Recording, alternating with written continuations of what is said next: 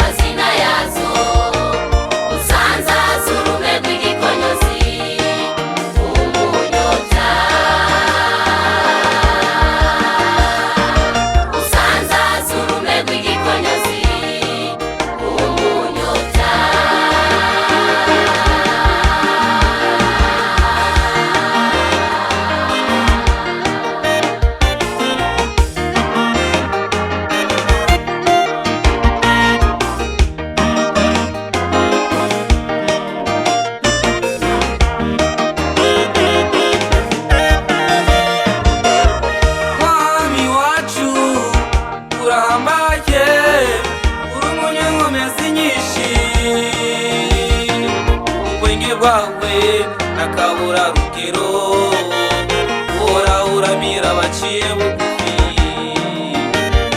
ucisha bugufi abanyakibi ukabashiza hasi. Cagihe cibaberi hano haramanutse uza kuraba abantu, umanukanywe no kuraba ivyo barimwo, ucuza usanga ariko bakumurara waramanutse uyoberanya imbibi zabo, ntibasubira kumvikana ubashiragiza kw'isi yose.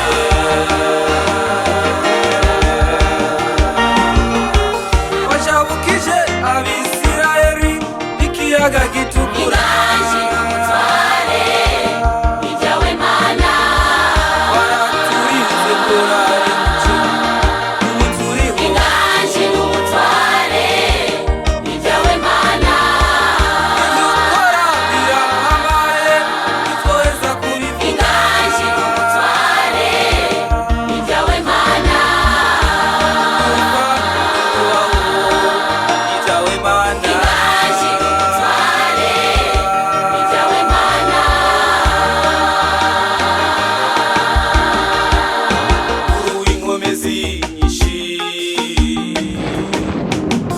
inkomezi zitangaje. Haleluya.